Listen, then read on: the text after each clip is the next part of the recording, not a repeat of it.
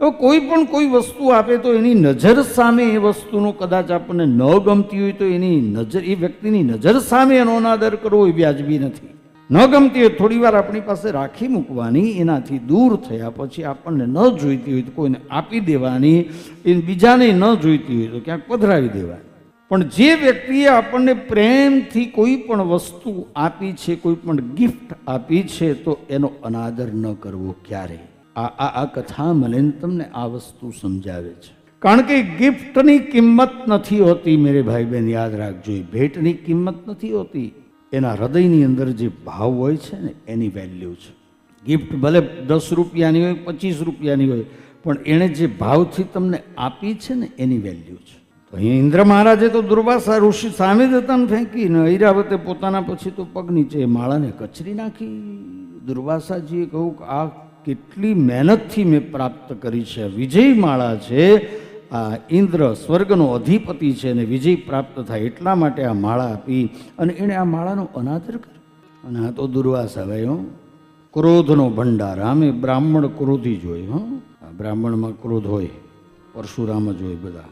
શાંત ત્યાં સુધી શાંત, પણ જો એની ડગળી ખસકી તો ગયું કામથી.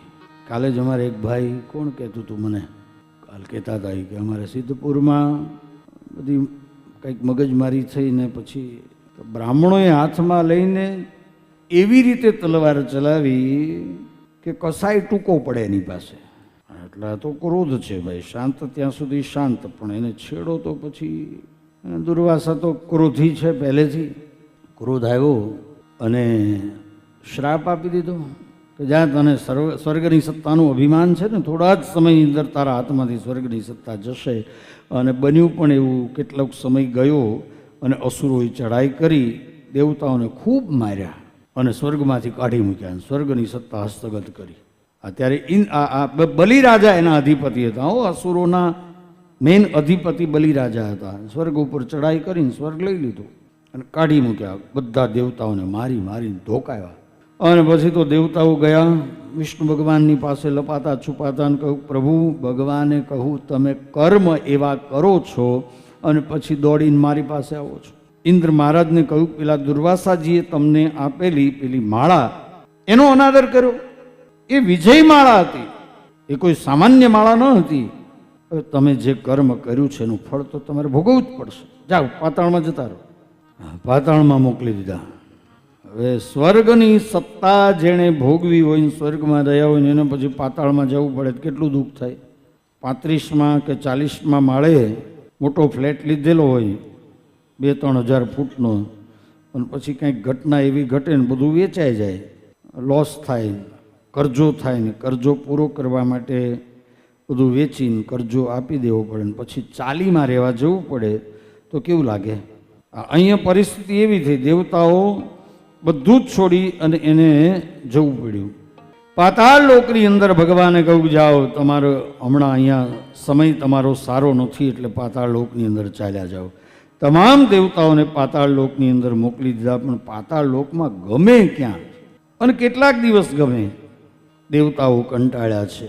પણ સાહેબ જુઓ, આનો અર્થ એ થાય કે દેવતાઓને પણ દુઃખ આવે છે પોતાના કર્મને લઈને. એટલે ભગવાનની કૃપાથી કર્મ બને તો સારા. ઘરમાં કાંઈ ન હોય એ પછીની વાત છે, પણ સારા કર્મ કરીશું ને તો ભગવાન આપણી સામે ચોક્કસ જોશે. એટલે કર્મ સારા કરવાના. આ દેવતાઓને કર્મનું ફળ પ્રાપ્ત થયું અને સ્વર્ગની સત્તા છોડીને એને જવું પડ્યું. તો દેવોને જો દુઃખ પડે તો માનવી પછી શું કરે? આ દેવતાઓને જો દુઃખ પડતું હોય તો હું તમે કઈ વિસાતમાં. એટલે મેરે ભાઈ બહેન, સુખ અને દુઃખ એ મારા અને તમારા જીવનના બે પહેલો છે, યાદ રાખજો. આગળ સુખ હશે ને તો પાછળ દુઃખ આવશે જ. એટલે એના માટે પણ આપણે તૈયારી રાખવાની છે કે આગળ જો સુખ હશે તો પાછળ દુઃખ આવશે, અને આગળ જો દુઃખ હશે તો ગભરાવાનું નહીં, સમજી લેવાનું પાછળ સુખ છે, પાકી વાત છે.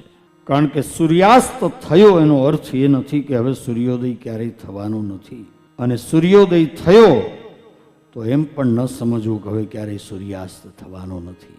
બંને આ જીવનના પહેલું સિક્કાની બે બાજુ છે. એક બાજુ સુખ છે, એક બાજુ દુઃખ છે. બંને આવવાના જીવનમાં. એટલે એના માટે મારે ને તમારે સદૈવ તૈયાર રહેવાનું.